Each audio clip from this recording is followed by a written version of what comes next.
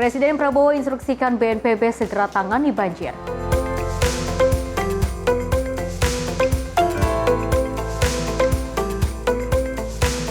Wapres Gibran tinjau banjir di PGP Bekasi.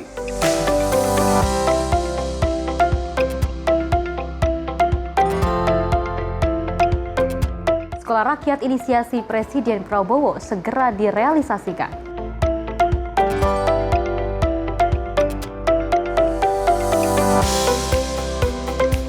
BB POM Denpasar lakukan uji sampel takjil.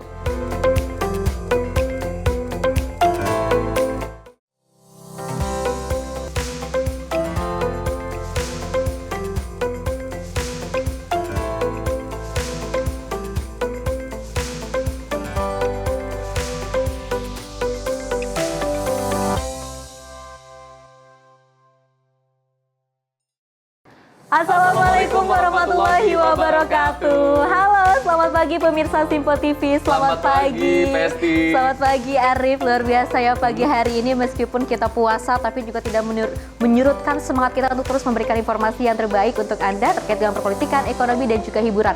Masih semangat di pagi hari ini Arif? Harus semangat karena puasa ini justru menjadi penyemangat kita untuk memberikan informasi-informasi teraktual untuk pemirsa semua di rumah. Meskipun memang informasi kita ada beberapa hari ini terkait dengan bencana banjir yang melanda sejumlah daerah di Jabodetabek.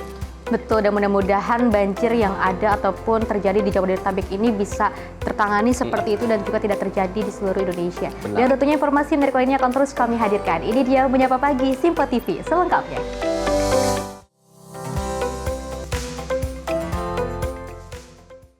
Ya pemirsa, kita awali dengan berita utama di mana diguyur hujan deras yang juga melanda satu malam penuh, membuat ratusan rumah di Cipondoh, Tangerang, Banten ini terendam banjir setinggi 1,5 meter.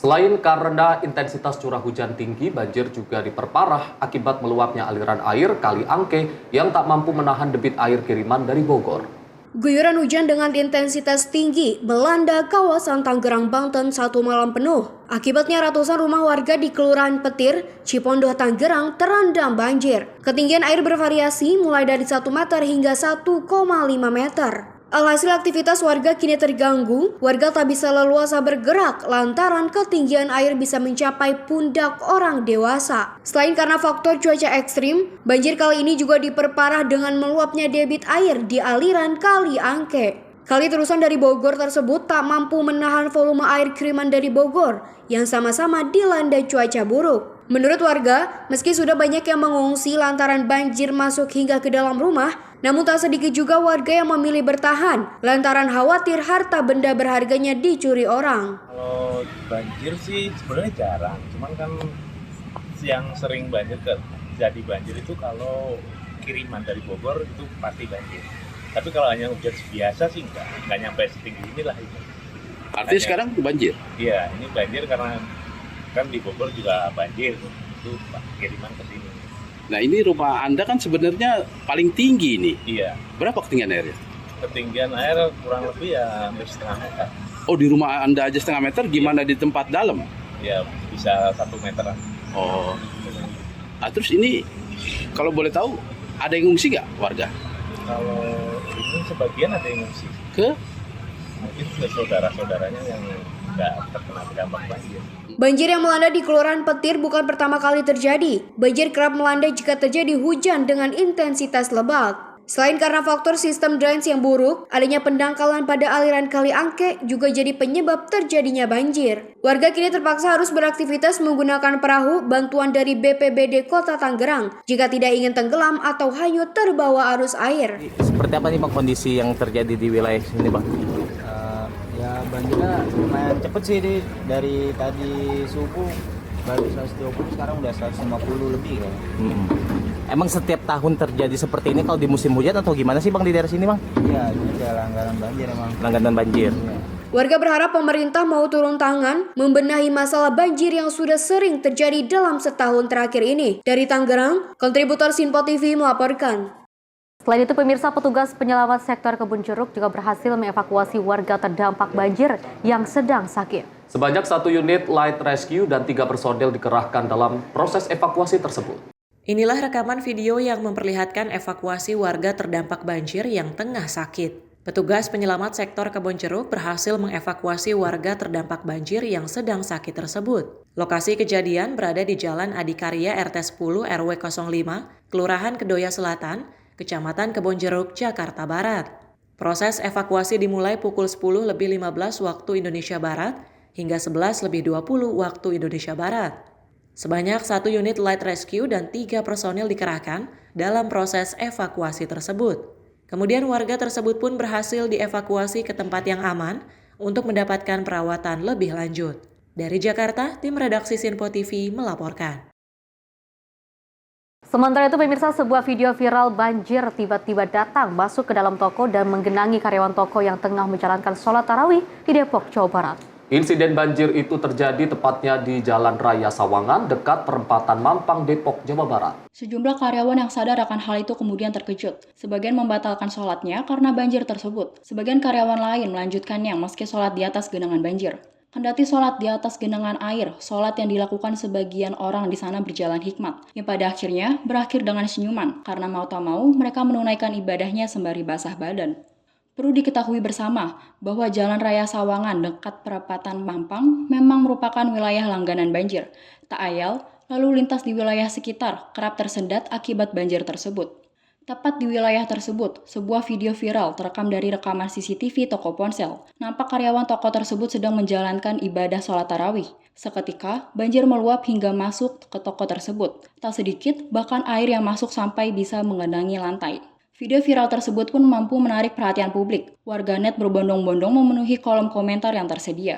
Tim redaksi Sinpo TV melaporkan. Dari Kepala Kantor Komunikasi Kepresidenan Hasan Nasbi, pemirsa mengungkapkan bahwa Presiden Prabowo Subianto ini memerintahkan Badan Nasional Penanggulangan Bencana atau BNPB untuk segera menangani banjir yang terjadi di sejumlah wilayah.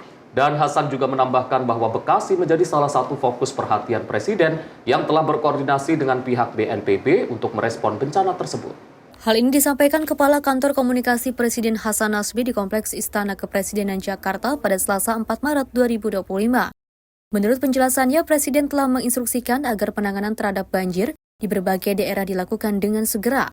Lebih lanjut, Hasan mengungkapkan bahwa Presiden Prabowo Subianto memerintahkan Badan Nasional Penanggulangan Bencana atau BNPB untuk segera menangani banjir yang terjadi di sejumlah wilayah. Presiden tadi juga bilang bahwa ada beberapa daerah yang sekarang mengalami kebanjiran dan sudah berkoordinasi dengan Badan Penanggulangan Bencana untuk segera ditangani.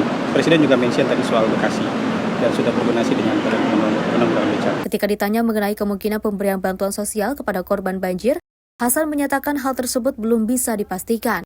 Namun ia menekankan terkait upaya penanganan terhadap para korban banjir akan dilakukan seoptimal mungkin. Dari Jakarta, tim redaksi Sinpo TV melaporkan. Pemirsa, Wakil Presiden Gibran Rakabuming Raka juga meninjau lokasi banjir di Pondok Gede Permai PGP di Kota Bekasi, Jawa Barat pada Rabu siang kemarin. Dan dalam kunjungannya, Wakil Presiden berbincang dengan pengungsi dan juga mengecek rumah yang terendam banjir. Wakil Presiden Gibran Rakabuming Raka didampingi Wali Kota Bekasi, Tri Adianto dan Kepala BNPN, Letjen TNI Suhartanto, mengecek lokasi banjir di Pondok Gede Permai, Kota Bekasi, Jawa Barat. Dalam kunjungannya, Wakil Presiden menyempatkan berbincang dengan pengungsi untuk menanyakan kesehatan dan keperluannya selama di pengungsian di BNPB yang tidak jauh dari lokasi banjir. Usai meninggalkan pengungsian, Wakil Presiden juga melihat rumah warga yang terkena banjir dengan cara berjalan kaki. Selama meninjau, Wakil Presiden Gibran tidak memberikan statement kepada para awak media dan lanjut meninggalkan lokasi banjir. Dari Bekasi, Muhammad Ridwan, Sinpo TV melaporkan. Pemirsa, Wakil Menteri Dalam Negeri Bima Arya juga meninjau langsung lokasi banjir di Kota Bekasi di titik-titik perumahan Pondok Gede Permai bersama dengan jajaran pemerintah Kota Bekasi. Dan dalam peninjauan ini, Bima Arya menyorot soal kesediaan stok makanan hingga obat harus tercukupi guna mengantisipasi banjir susulan. Hari pertama pasca banjir hebat terjadi di perumahan Pondok Gede Permai, Bekasi, Jawa Barat. Pemerintah pusat, dalam hal ini Wakil Menteri Dalam Negeri, meninjau situasi tersebut secara langsung didampingi jajaran pemerintah Kota Bekasi dan Badan Nasional Penanggulangan Bencana. Bima Arya menyoroti situasi ini merupakan yang terparah sejak terakhir kali terjadi pada 5 tahun silam. Menurutnya, langkah pertama dari pemerintah pusat adalah berkomunikasi dan berkoordinasi secara langsung dengan pemerintah daerah sekitar yang terdampak banjir, dan lebih membuka ruang soal bantuan apa saja yang tengah dibutuhkan. Koordinasi ini akan langsung digiatkan untuk percepatan pemulihan di Kota Bekasi dan sekitarnya. Hal lainnya yang disoroti Bima adalah kesiapan pasokan bantuan di posko pengungsi BNPB harus terpenuhi, mengingat potensi banjir susulan ke depannya di tengah cuaca hujan saat ini. Lebih parah dibanding banjir 5 tahun lalu, lebih tinggi. Nah, langkah yang pertama tentu kami akan mengkoordinasikan apa yang perlu dibantu oleh Kemendagri, dalam hal ini mengkoordinasikan dengan pemerintahan daerah sekitar untuk mendukung pemerintah Kota Bekasi mempercepat proses pemulihan. Yang kedua, kita melihat bahwa mengantisipasi adanya banjir susulan, cuaca yang masih belum menentu, maka posko di BNPB ini, tempat pengungsian ini memang harus kita pastikan cukup logistiknya, bahan makanan ya, dan obat-obatan gitu. Jadi harus cukup, itu harus nyaman. Dengan demikian, pemerintah daerah sekitar harus melihat secara detail kebutuhan dari masyarakat korban banjir di titik Pondok Gede Permai ini agar tepat sasaran dan tanggap. Dari Jakarta, Max Azizul Aldi, Sinpo TV melaporkan. Ya, Arif dan juga pemirsa, di mana kita ketahui bahwa daerah ataupun kawasan Jabodetabek ini sedang berduka. Kita doakan mudah-mudahan ini ada langkah antisipasi yang sangat luar biasa dan juga bisa dicegah, dan mudah-mudahan ini bisa surut di seluruh dimanapun Anda berada yang terkena banjir, ini bisa surut segera seperti itu. Apalagi ini sudah banyak sekali penanganan dari pemerintah dan juga ada 625 kepala keluarga yang terdampak oleh banjir ini. Kita doakan sama-sama agar supaya di daerah Jabodetabek ini tidak terjadi lagi. Benar sekali, dan kita tentunya juga mengapresiasi bagaimana langkah-langkah yang diambil oleh pemerintah yang sigap untuk upaya penanggulangan bencana. Dan tapi kita satu hal lagi yang perlu diwaspadai untuk masyarakat terutama di daerah Jabodetabek untuk selalu waspada, karena mengingat intensitas hujan yang diprediksi dan juga masih cukup tinggi hingga pertengahan Maret ini. Apalagi ini saat bulan Ramadan, harusnya masyarakat bisa lebih bisa berbuka puasa bareng bersama keluarga seperti itu, tapi ini malah untuk mengungsi ya. Dan kita ketahui juga masih banyak sekali warga-warga yang tidak meninggalkan rumahnya ketika mereka harus mengungsi ke tempat yang aman, tapi lebih mementingkan untuk memilih menyelamatkan barang-barang ataupun harta bendanya. Kita doakan mudah-mudahan mereka-mereka yang memang stay di rumahnya tetap seperti itu meskipun dengan kondisi yang banjir ini bisa tetap diberikan kesehatan dan juga diberikan keselamatan, dan mudah-mudahan air ini tidak semakin tinggi tapi juga bisa semakin surut. Ya, amin, amin. Baik Pesti dan juga pemirsa, kita masih memiliki sejumlah informasi aktual lainnya. Untuk itu jangan kemana-mana, tetaplah bersama kami di Menyapa Pagi, Sinpo TV.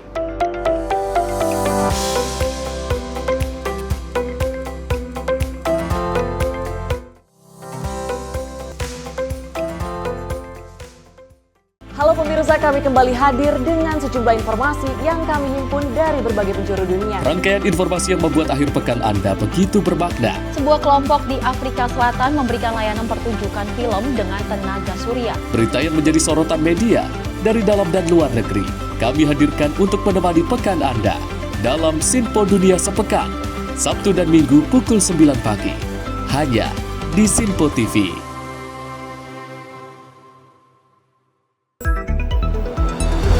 Jadilah yang pertama mengetahui perkembangan terkini seputar informasi dari lembaga parlemen. Punya data nasional, tidak ada satupun backup berarti kan? Tiba-tiba ada putusan yang nggak masuk akal dan seperti ini gitu. Kita biarkan rekomendasi kepada KPK, periksa!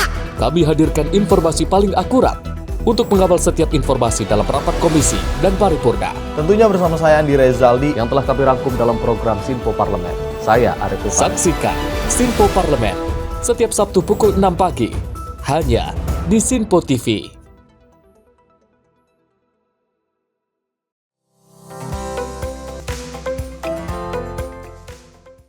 Terima kasih pemirsa, Anda masih bersama kami. Kita lanjutkan informasinya di mana Menteri Sosial Saifullah Yusuf ini pun menyampaikan pemerintah agar bergerak cepat untuk menangani banjir Jabodetabek dengan Kemensos untuk fokus pada logistik, penampungan pengungsi dan juga evakuasi warga yang terdampak. Selain itu, BMKG juga melakukan modifikasi cuaca untuk menurunkan intensitas hujan di Jakarta dan Jawa Barat berkoordinasi dengan BNPB dan juga Kemenko PMK. Pemerintah terus melakukan penanganan cepat terhadap bencana banjir di wilayah Jakarta dan Bekasi. Menteri Sosial Saifullah Yusuf menyebutkan bahwa tim kebencanaan telah diterjunkan ke lokasi terdampak dengan fokus pada logistik dan penumpangan, serta bekerja sama dengan BPBD dan BNPB dalam evakuasi warga. Hal tersebut disampaikan Mensos di Kompleks Istana Kepresidenan Jakarta pada Selasa 4 Maret 2025. Hingga kini Kementerian Sosial bersama pemerintah Provinsi Jawa Barat, Kabupaten dan Kota Bekasi serta Kabupaten Bogor masih mendata korban dan juga dampak bencana banjir. Menurut Mensos, data resmi mengenai jumlah korban dan kerusakan masih dalam tahap finalisasi. Memang data belum final, masih terus berkembang karena memang cukup luas ya.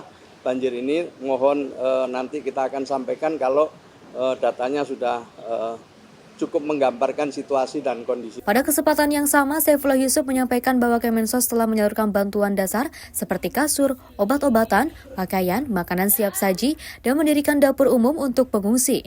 Sementara itu, Kepala BMKG Dwi Korita Karnawati mengungkapkan bahwa modifikasi cuaca dilakukan untuk mengurangi curah hujan di Jakarta dan Jawa Barat yang telah dikoordinasikan dengan BNPB dan Kemenko PMK. Tim redaksi Simpo TV melaporkan.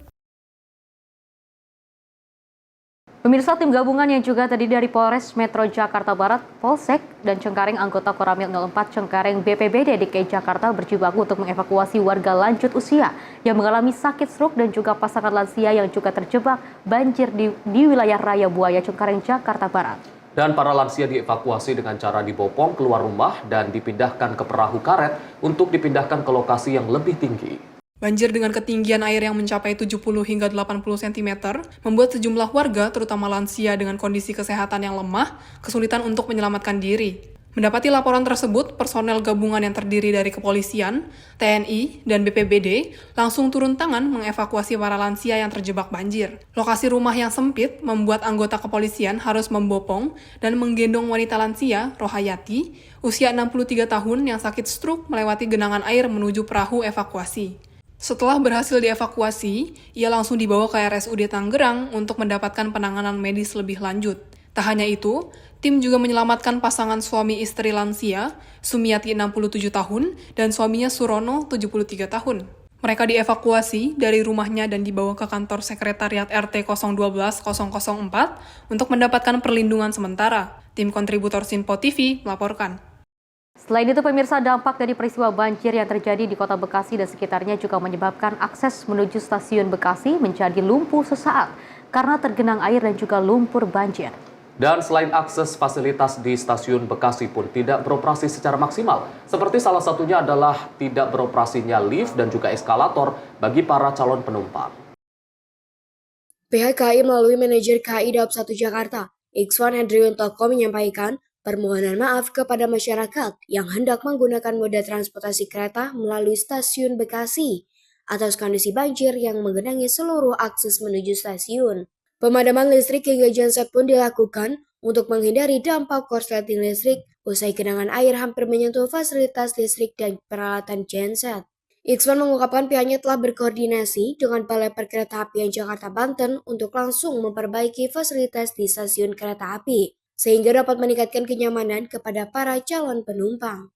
Dengan langkah ini, masyarakat yang hendak menggunakan kereta, baik itu kereta listrik dan kereta api jarak jauh, sedikit terhambat seperti fasilitas eskalator dan lift yang tidak beroperasi secara maksimal.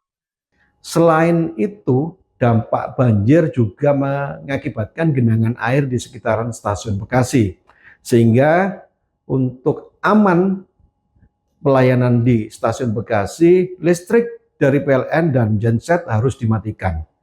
Juga telah dilakukan koordinasi antara PT KAI Daob 1 dengan Balai Teknik Perkeretaapian Jakarta Banten terkait hal tersebut.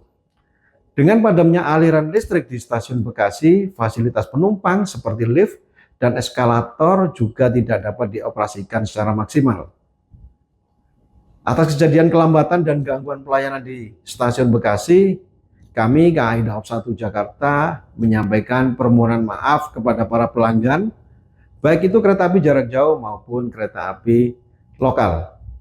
Meskipun hal ini dilakukan, masyarakat tidak perlu risau terhadap berapa lama hal ini akan ditangani pihak KAI, di mana usai berkoordinasi dengan pihak lainnya, penanganan masalah ini dapat teratasi secara cepat dan akurat. Dari Jakarta, Max, tim redaksi Sinpo TV melaporkan. Usai melihat situasi perumahan Pondok Gede Permai Bekasi setelah peristiwa banjir, ada dari Wakil Menteri Dalam Negeri Bima Arya Sugiarto juga memastikan akan memberikan dukungan dan juga bantuan mulai dari alat hingga tenaga teknis untuk proses pembersihan sisa-sisa tumpukan sampah. Dan sejauh ini hanya Pemprov Jakarta yang menyatakan siap untuk membantu pemerintah daerah Bekasi dan sekitarnya. Untuk mempercepat proses pemulihan kota Bekasi dan sekitarnya, pasca peristiwa banjir yang terjadi di beberapa titik, pemerintah pusat memastikan memberi dukungan pemulihan baik dari sisi teknis maupun non-teknis. Wakil Menteri Dalam Negeri Bima Arya Sugiarto menyebut saat ini memang sudah berkoordinasi dengan seluruh pihak untuk membantu proses pemulihan kota Bekasi dan sekitarnya yang terdampak banjir. Dan pemerintah Provinsi DKI Jakarta telah menyatakan kesiapannya untuk membantu peralatan dan tenaga kebersihan. Alat berat untuk mengangkut tumpukan sampah sisa banjir ini memang dibutuhkan seluruh titik banjir di kota Bekasi dan sekitarnya, di mana peralatan masyarakat dan BNPB saat ini belum seutuhnya maksimal, mengingat keterbatasan yang ada. Kita akan bantu pemerintah Kota Bekasi untuk melakukan pembersihan. Tadi kami keliling melihat masih banyak rongsokan sampah yang menumpuk ya, ada tempat tidur, lemari dan lain-lain. Warga itu nggak mampu. Dan pemerintah Kota Bekasi juga kapasitas harus dibantu. Ya, kami paling tidak sudah mengupayakan. Tadi saya telepon langsung Mas Pramono Anung, Gubernur Jakarta, yang akan mengirim truk sampah bala bantuan begitu ya. Termasuk tenaganya, tenaga yang bersih-bersih itu akan kita bantu juga. Yang berikutnya juga diperlukan alat berat ya untuk melakukan pembersihan. Nanti alat berat juga akan kami kirim ke sini dari pemerintah sekitar ya. Yang utamanya yang langsung bersedia adalah pemerintah Provinsi Jakarta gitu. Dengan proses bantuan dan arahan ini, seluruh Kota Bekasi dan sekitarnya yang terdampak banjir dapat segera cepat tertangani, di mana saat ini tengah berlangsung ibadah puasa di bulan suci Ramadan. Dari Jakarta, Max Azizul Aldi, Sinpo TV melaporkan.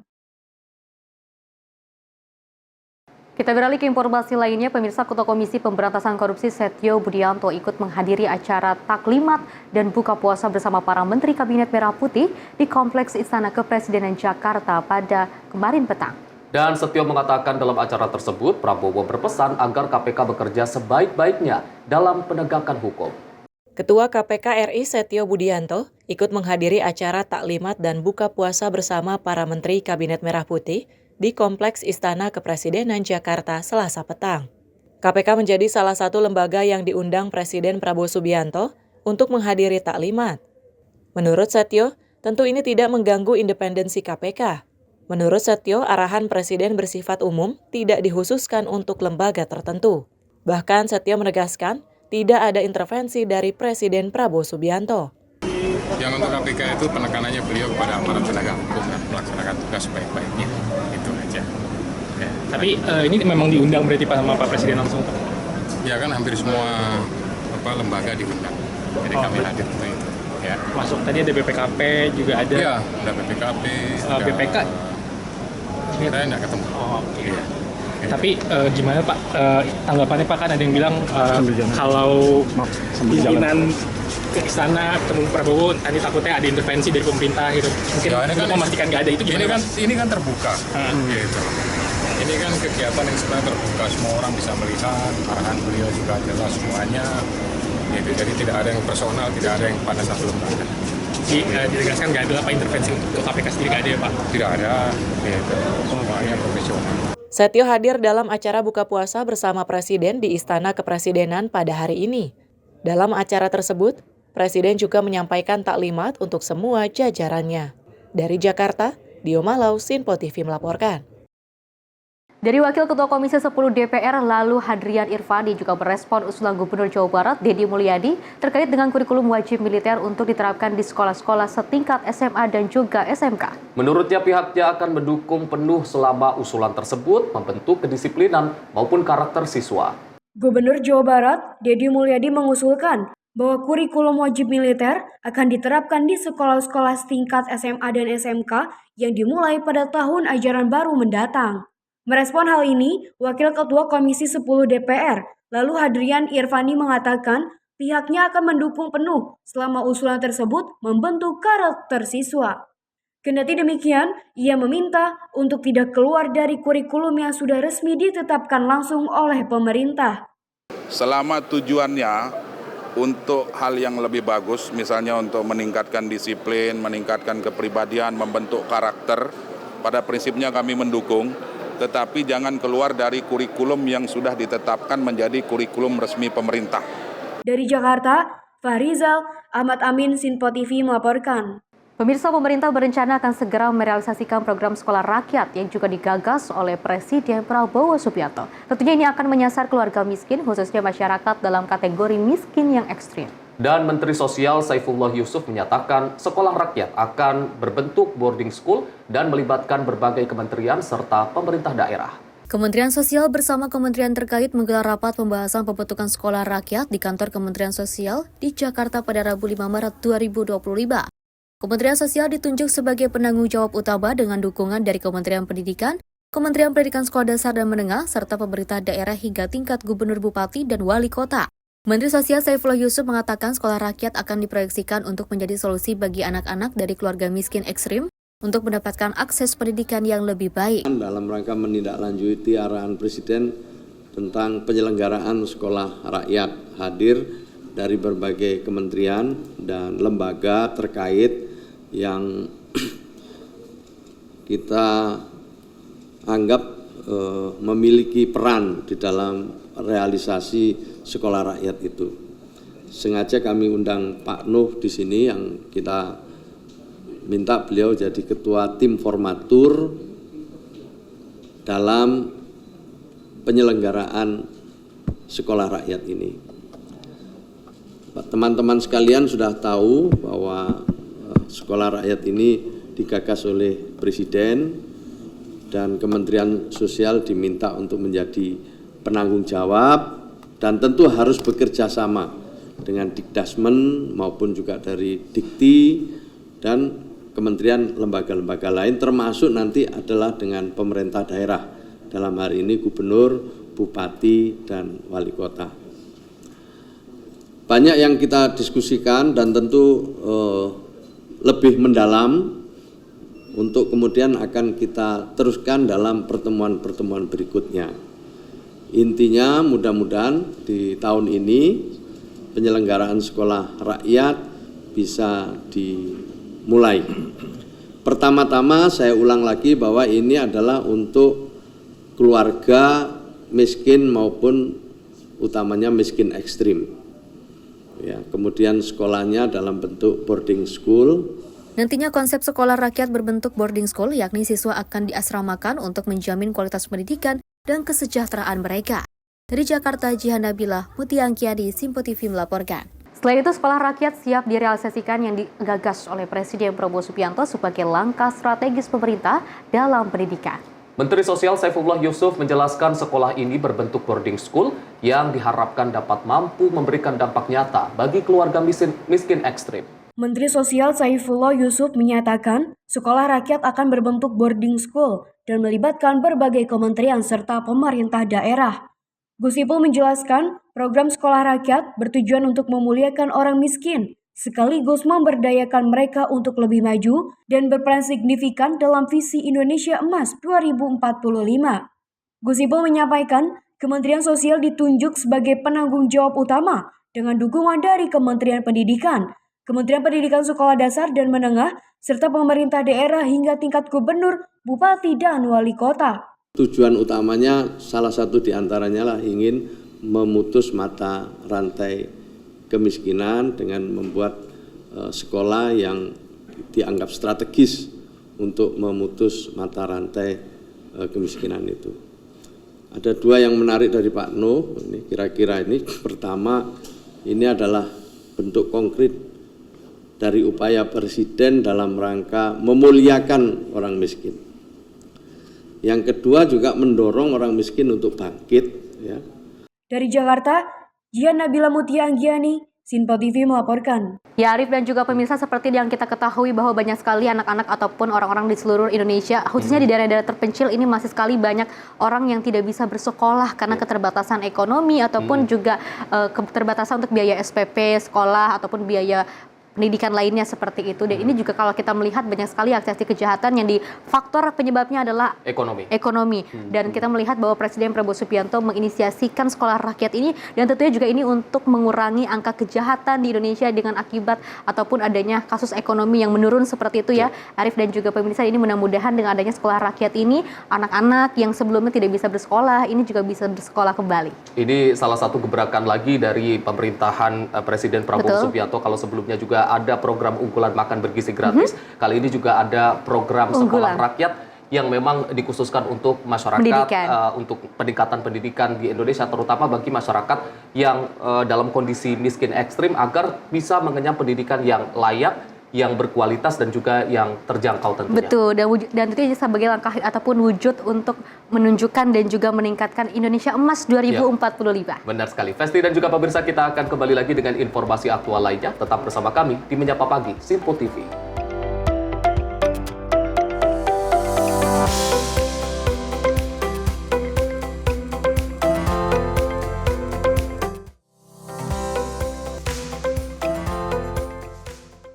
Kami hadir dengan rangkaian informasi dari berbagai penjuru dunia. Topik dan isu yang tengah menjadi sorotan mancanegara dikemas dengan lengkap untuk Anda.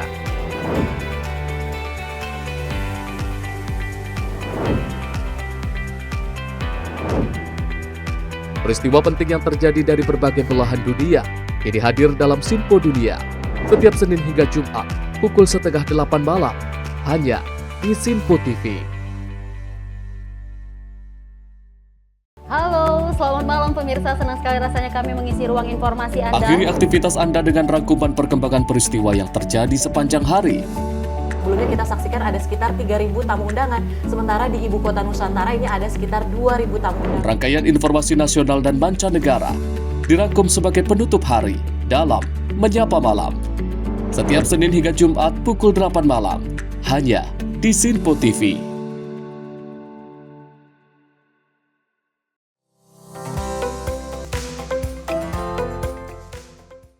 Anda masih bersama kami pemirsa dalam Menyapa Pagi Simpo TV, dan kita lanjutkan informasinya. Di mana 2 remaja yang terlibat aksi tawuran ini diamankan pihak kepolisian Polsek Tambora. Dan di momentum bulan Ramadan ini, kedua remaja yang terjaring ini disanksi dengan menjalani pembinaan rohani dengan diajarkan cara membaca Al-Quran dan mendengarkan tausiah. Kedua remaja ini sebelumnya diamankan petugas kepolisian dari Polsek Tambora, Jakarta Barat, terkait kasus tawuran remaja yang terjadi di kawasan Tambora, Jakarta Barat di saat bulan suci Ramadan. Pasca diamankan, kedua remaja ini tidak dijatuhi sanksi pidana, melainkan lebih terhadap pendekatan persuasif, di mana di momentum bulan suci Ramadan ini, mereka dibina secara mental dan spiritual dengan menjalani pembinaan dengan belajar mengaji, serta mendengarkan tausiah di Masjid Baitul Huda di Jalan Pangeran Tubagus Angke, Jakarta Barat. Kedua remaja itu terlihat hikmat mendengarkan dengan seksama nasihat yang disampaikan oleh Ustadz dan Babin Kaptipmas. Mereka diajak untuk melakukan perenungan dan introspeksi serta berbenah diri agar tidak lagi terjerumus dalam kasus tawuran, mabuk-mabukan, narkoba, dan kejahatan lainnya yang dapat merugikan diri mereka sendiri, orang tua, keluarga, dan orang lain. Melalui langkah ini, pihak kepolisian tidak hanya bertugas untuk menegakkan hukum, tetapi juga sebagai pengayom yang peduli terhadap pembentukan karakter dan jati diri para generasi muda di masa mendatang.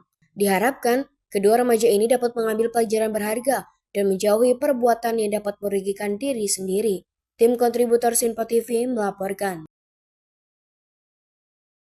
Pemirsa, Direktur Utama PT Pertamina Simon Aloysius Mantiri juga menghadap Presiden Prabowo Subianto di Istana Kepresidenan Jakarta. Dirut Pertamina itu diminta untuk melaporkan kesiapan menjelang mudik termasuk stok bahan bakar minyak.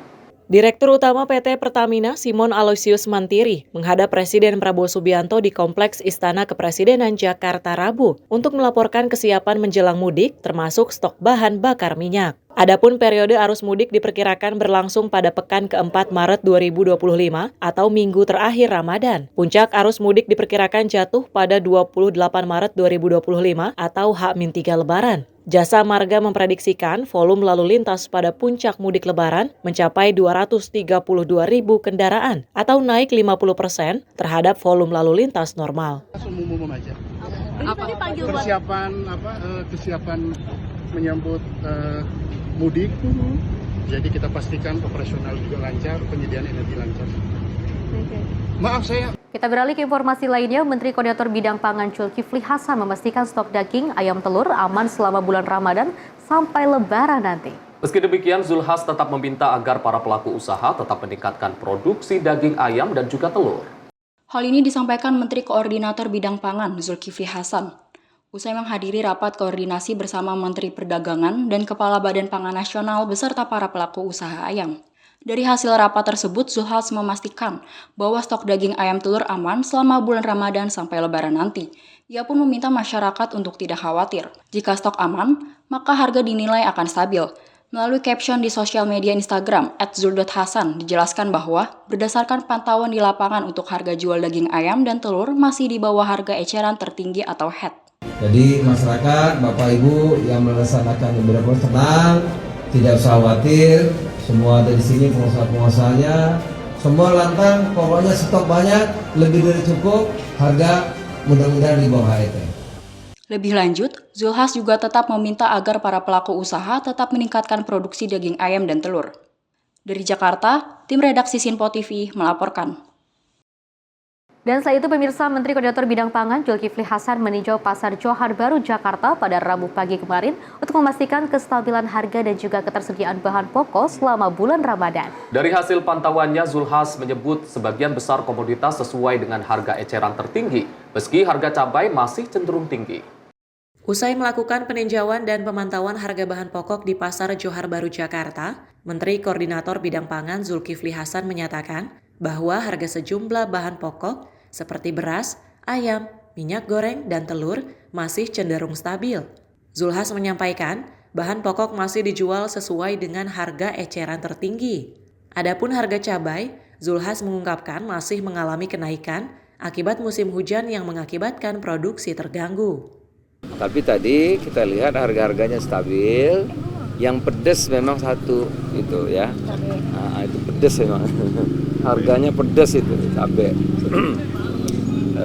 Tapi yang lain-lain ya sama sesuai dengan harga HET, dan yang semua tadi saya tanya kabar gembira dan membuat kita tenang. Barangnya itu banyak ya, mau ayam mau beras tadi banyak itu barangnya. Memang ada beberapa bahan pokok mengikuti sesuai dengan harga HET. Misalnya ayam ya, itu memang HET-nya 40, jadi di sini dijualnya ya 40 gitu. Walaupun sebelum puasa ada yang 38, ada yang 39 gitu. Ya, mungkin karena puasa disesuaikan semua dengan HET, termasuk minyak goreng ya, beras dan lain-lain, telur juga HET-nya 30 sama harganya 30. Dan sekali lagi yang pedas memang cabai apapun ya, mau cabai rawit, cabai merah keriting gitu. Itu teman-teman. Nah, yang perlu saya sampaikan kepada masyarakat, nggak usah khawatir, barangnya banyak, stoknya banyak, melimpah ya. Jadi tidak usah khawatir sampai puasa, bahkan sampai Lebaran, bahkan sampai habis Lebaran. Apalagi beras, kalau beras kita panen raya ini Maret sama April. Bahkan menurut BPS Januari, Februari, Maret, April itu kita bisa berapa Pak? Bisa 30. Berapa juta? Jadi kelebihannya 2,5. Ya, bisa surplus 2,5 juta. Ya, Januari sampai Maret, April aja itu lebih. Jadi produksi kita Januari sampai April tertinggi selama 7 tahun terakhir, ya kan? Jadi kalau beras sudah aman, nggak ada masalah. Ya, saya kira begitu. Ya, cabai mungkin karena musim hujan. Kalau musim hujan kan panennya gagal, ya. Lebih lanjut, Zulhas juga menegaskan stok bahan pokok aman dan melimpah, terutama beras, yang diprediksi akan surplus hingga 2,5 juta ton pada bulan Januari hingga April 2025 mendatang. Dari Jakarta, Jihan Nabila, Mutia Anggiani, Sinpo TV melaporkan. Di bulan suci Ramadan ini selama kita puasa 30 hari pastinya masyarakat ataupun ibu-ibu berlomba-lomba untuk datang ke pasar ya untuk berjualan, selain untuk berjualan tapi juga untuk menyiapkan bahan-bahan makanan untuk berbuka puasa. Dan pastinya terkait dengan harga cabai, ayam, telur ini dipastikan juga ini akan stabil ya. Dan ini juga untuk ibu-ibu di luar sana ini harus tidak khawatir, ini tetap aman gitu kan ya, jangan khawatir karena kita melihat bahwa stok pangan ini akan tetap stabil selama bulan Ramadan dan mudah-mudahan tidak hanya selama bulan Ramadan tapi juga bulan-bulan berikutnya ini akan tetap terus stabil. Selain dengan stok pangan, ini juga pemerintah juga memastikan bahwasannya ketersediaan bahan bakar minyak dari Pertamina ini akan aman, terutama jelang arus mudik Lebaran tahun 2025 ini. Dan mudah-mudahan puasa hingga mudik nanti bisa berjalan dengan lancar, mulai dari stok pangan, harga di pasar, bahkan BBM semuanya dan segala infrastruktur untuk menunjang kelancaran mudik Lebaran tahun 2025 ini bisa terpenuhi dengan baik. Dan Pesti dan juga pemirsa, kita masih memiliki sejumlah informasi aktual lainnya. Untuk itu jangan kemana-mana, tetaplah bersama kami di Menyapa Pagi, Simpo TV.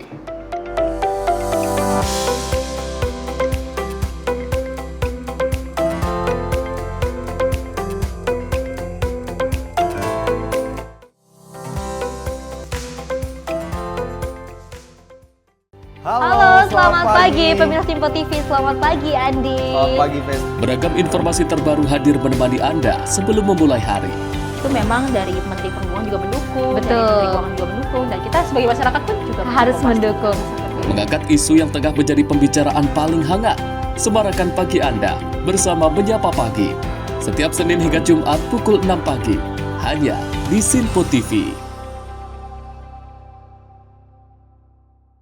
Pemirsa Simpo TV kembali hadir menemani Anda dengan berbagai informasi yang telah kami rangkum dalam sepekan.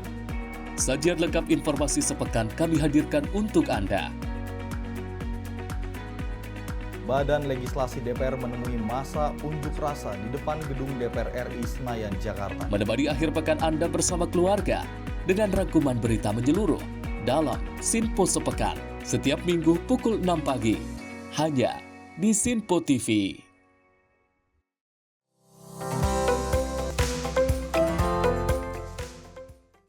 Terima kasih Anda masih bersama kami pemirsa. Kita lanjutkan informasinya di mana Ketua Umum PSSI Erick Thohir juga bertemu dengan Gubernur DKI Jakarta Pramono Anung di Balai Kota DKI Jakarta pada Senin 3 Maret 2025. Pertemuan tersebut membahas upaya pembenahan infrastruktur Jakarta International Stadium atau JIS. Gubernur DKI Jakarta Pramono Anung bersama Menteri BUMN sekaligus Ketua Umum PSSI Erick Thohir menggelar pertemuan membahas upaya pembenahan infrastruktur Jakarta International Stadium atau JIS. Dalam kesempatan itu, Pramono Anung menyampaikan perlunya meningkatkan aksesibilitas dan fasilitas pendukung agar JIS bisa berfungsi optimal, terutama bagi tim nasional Indonesia. Selain pembenahan infrastruktur, Pramono dan Erick juga membahas perihal transportasi dan parkir di sekitar JIS. Pramono mengakui masalah transportasi dan aksesibilitas menuju JIS selama ini dikeluhkan masyarakat, terutama saat ada acara besar seperti konser dan pertandingan sepak bola. Kami membahas secara khusus mengenai salah satu keinginan PSSI untuk menggunakan JIS secara lebih rutin. Untuk itu maka harus dilakukan beberapa pembenahan perbaikan infrastruktur transportasi agar lebih mudah sampai dengan di JIS. Selalu keluhan kalau orang datang ke JIS itu transportasinya yang belum berjalan dengan baik. Yang kedua, parkir mobil yang masih menjadi hambatan. Karena JIS ini kan tidak terlalu jauh dari Ancol. Ancol itu mempunyai tempat parkir yang sangat-sangat mencukupi. JIS akan kita maksimalkan untuk dimanfaatkan untuk kepentingan publik supaya lebih baik. Lebih lanjut, Pramono menegaskan bahwa Pemprov DKI Jakarta akan terus berupaya memaksimalkan pemanfaatan JIS untuk kepentingan publik. Dari Jakarta, tim redaksi Simpo TV melaporkan. Selain itu pemirsa, setelah masa jabatannya sebagai Bupati Gunung Kidul selesai, Sunaryanto kembali ke rumah dengan berlari sejauh 8 km. Hal itu dilakukan agar dapat bertemu langsung dengan masyarakat sekaligus bentuk terima kasih kepada seluruh masyarakat di Gunung Kidul yang sudah mendukungnya.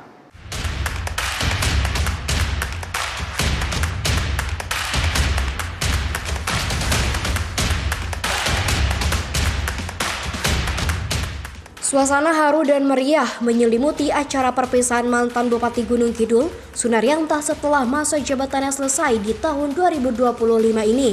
Didampingi keluarga dan Bupati Gunung Kidul yang baru, yakni Endah Subekti Kuntaringningsih, Sunaryanto kembali pulang ke rumahnya di Kapanneon, Lipar, Gunung Kidul. Uniknya, Sunaryanto kembali ke rumahnya dengan cara berlari sejauh 8 km. Menurutnya selain merupakan kegiatan yang positif, dengan berlari tersebut membuatnya dapat menyapa secara langsung masyarakat di Kabupaten Gunung Kidul. Selain itu dipilihnya jarak 8 km juga bukan tanpa alasan. Menurutnya, angka 8 memiliki makna filosofi tersendiri, yakni garis yang tidak terputus.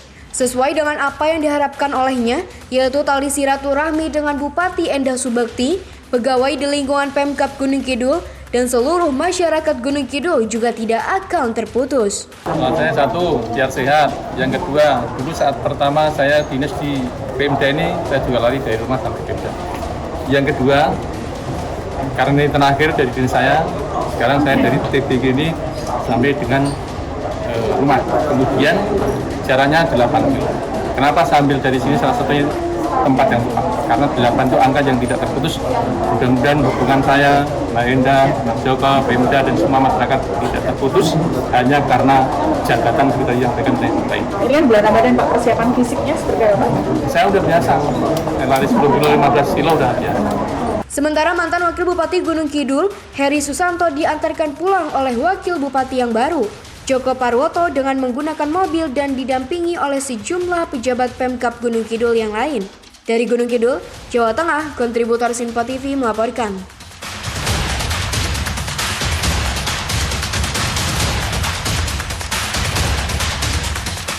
Pemirsa, mengantisipasi peredaran makanan dan minuman berbuka puasa atau takjil yang mengandung bahan berbahaya oleh BPOM, Denpasar melakukan sidak terhadap pedagang makanan dan juga minuman di Pasar Takjil Kampung Muslim Wonosari, Denpasar, Bali. Dan pada sidak tersebut petugas memeriksa puluhan sampel makanan dan juga minuman yang dicurigai mengandung bahan berbahaya. Balai Besar Pengawasan Obat dan Makanan (BPOM) Denpasar bersama dinas terkait sengaja lebih awal menggelar sidak di Pasar Takjil Kampung Muslim Wonosari, Denpasar, Bali. Karena pasar takjil ini viral dan ramai dikunjungi masyarakat. Para petugas langsung berkeliling memeriksa satu persatu makanan dan minuman yang dijajakan para penjual untuk mengambil berbagai sampel makanan. Ada puluhan sampel makanan yang diuji, yang mayoritas makanan tersebut berwarna merah atau kuning, yang dicurigai mengandung bahan berbahaya, seperti bakso yang biasanya ditambahkan boraks, es mutiara warna merah yang dicurigai mengandung rodamin, kue-kue basah, makanan olahan ikan seperti sate ikan, dan pepes dimsum yang ikannya dicurigai mengandung formalin, hingga dimsum yang dicurigai mengandung boraks. Puluhan sampel makanan tersebut kemudian diuji di mobil laboratorium keliling BPOM Kota Denpasar. Berdasarkan hasil pengecekan rapid test terhadap sampel makanan, seluruh makanan dan minuman yang dijual hasilnya semua memenuhi syarat dan tidak ditemukan penyalahgunaan bahan-bahan berbahaya seperti formalin, rodamin B maupun boraks. Jadi hari ini kalau Badan POM kan secara rutin ya intensifikasi pengawasan pangan menjelang Hari Raya Besar termasuk Idul Fitri. Kemudian kita juga mengawasi importir, distributor, retail, ya, takjil, kemudian parcel. Nah, kalau kami pengawasan sudah mulai minggu lalu, jadi 24 Februari kita sudah mulai intensifikasi pengawasan pangan ya. Nanti sampai 27 Maret menjelang Idul Fitri. Nah, untuk pengawasan takjil hari ini kita ambil 22 sampel di Pasar Takjil Kampung Jawa ini. Hasilnya puji syukur seperti tahun lalu juga hasilnya semua memenuhi syarat. Jadi tahun lalu hampir seluruhnya memenuhi syarat. Tidak kita temukan lagi penyalahgunaan bahan-bahan berbahaya. Ya, kita kan menggunakan mobil laboratorium keliling ini langsung rapid test, pakai rapid test ya, tes di tempat terhadap formalin, rodamin B, metanil yellow dan boraks. Kali ini keluarga kami yang tergabung dalam UMKM di Wonosari ini kegiatan pasar takjil ini kan setiap tahun bulan Ramadan. Kita juga sudah mengimbau agar untuk penyajian, kemasan dan lain sebagainya itu harus mengikuti BPOM gitu. Dan secara keseluruhan memang warga kami yang menjual untuk makanan dalam berbuka puasa ini semua gininya berbahan alami itu natural, tanpa istilahnya ada hal yang mengandung borak atau yang lain-lainnya. Selama bulan Ramadan, BPOM Denpasar secara rutin melakukan pengawasan makanan yang dimulai sejak 24 Februari 2025 sampai dengan 27 Maret 2025 atau menjelang Idul Fitri. Para pedagang takjil diharapkan selalu menjaga kepercayaan masyarakat dengan memberikan produk Para pedagang takjil diharapkan selalu menjaga kepercayaan masyarakat dengan memberikan produk pangan yang aman dari bahan berbahaya. Sementara masyarakat selalu diingatkan tetap berhati-hati dalam memilih produk pangan yang akan dikonsumsi. Dari Bali, Bagus Raditya, Sinpo TV melaporkan. Pemirsa, berbagi sesama di momentum keindahan bulan suci Ramadan, petugas kepolisian Satlantas Jakarta Barat ini menggelar bakti sosial dengan membagikan ratusan paket takjil kepada para pengendara di Jalan Es Parman, Tomang, Jakarta Barat. Dan kegiatan tersebut mendapat apresiasi dari pengguna jalan yang melintas di lokasi. Sore hari jelang waktu berbuka, personil Satlantas Jakarta Barat menggelar aksi sosial bertajuk Polantas Berbagi dengan membagikan paket takjil untuk menu berbuka puasa kepada para pengguna jalan yang sedang melintas di ruas Jalan Es Parman, Tomang, Jakarta Barat.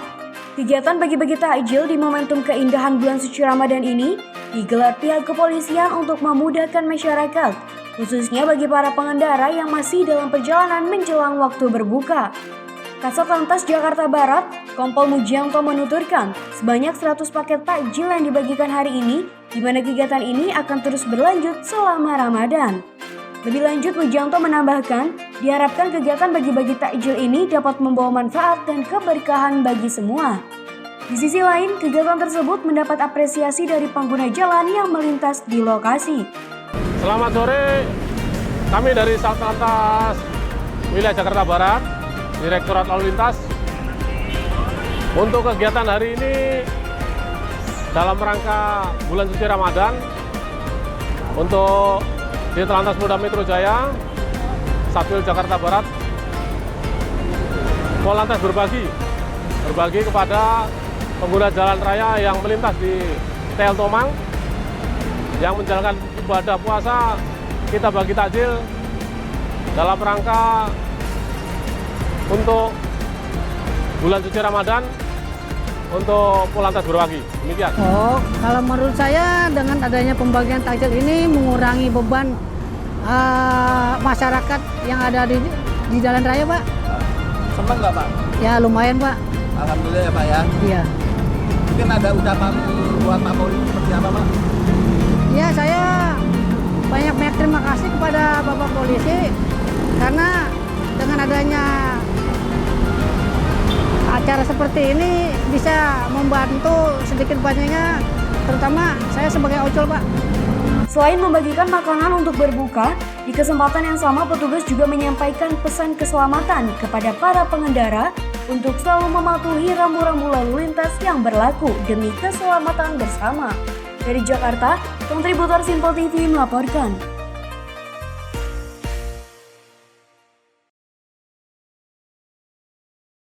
Bulan suci Ramadan ini adalah bulan yang penuh berkah, di mana seorang umat muslim ini selalu mengadakan tradisi untuk bagi-bagi takjil di sore hari untuk berbuka puasa seperti itu. Dan kita melihat ini adalah langkah yang sangat luar biasa, langkah yang sangat bagus. Kalau kita lihat memang membagikan takjil ini terlihat sederhana, tapi kita ketahui bahwa dalam membagikan takjil itu kita memiliki makna yang sangat luar biasa. Di mana juga kemarin dari Menteri Agama Nasardi Umar juga memberikan takjil di kantor, di depan kantor Kementerian Agama. Seperti itu kita ketahui bukan hanya yang memberikan dari muslim saja, tapi juga non-muslim turut serta dalam membagikan takjil. Itu artinya kita dalam memprioritaskan dan juga toleransi antar umat beragama. Benar sekali. Kalau berbicara terkait dengan takjil, ini yang menjadi tradisi adalah selain berbagi takjil, ada juga tradisi berebut ataupun war takjil. War Dan takjil. ini bukan hanya diikuti oleh Muslim, tapi juga seluruh umat beragama lain juga turut merayakan dan juga meramaikan War Takjil ini. Tapi yang perlu diperhatikan adalah tetap memperhatikan itu tadi kesehatan sesuai dengan apakah takjil yang kita konsumsi atau kita beli ini sesuai dengan kadar kesehatannya, mulai menggunakan bahan-bahan yang berbahaya, dan kita berharap juga untuk para pedagang juga bisa memperhatikan hal tersebut. Betul, dan pastinya juga kita ketahui dari BPOM Denpasar Bali juga telah melihat ataupun menguji coba uji layak dari ataupun bahan-bahan yang digunakan oleh beberapa pedagang di takjilnya seperti itu. Mudah-mudahan ini yang takjil yang dijual oleh seluruh masyarakat Indonesia ini juga bisa yang sehat seperti itu. Yang paling utama adalah bersih, apalagi kan ini juga kan di bulan yang momen-momen bulan suci Ramadan. Terus juga kita akan war takjil bersama keluarga seperti itu. Mudah-mudahan habis ini juga nanti kita jangan siang hari ya, di sore hari ya. Tapi biasanya dari siang hari itu banyak sekali orang-orang udah berbondong-bondong. Udah pada siap nih pedagang takjilnya nih. Iya, betul. Dan kita doakan mudah-mudahan di bulan suci Ramadan ini kita senantiasa terus diberikan keberkahan, kedamaian, dan juga kesenangan. Amin, amin. Dan Pesti dan juga pemirsa, informasi tadi sekaligus menutup Menyapa Pagi edisi kali ini. Saya Arif Rifai. Dan saya Pesti Rahmadi. Terima kasih dan sampai jumpa.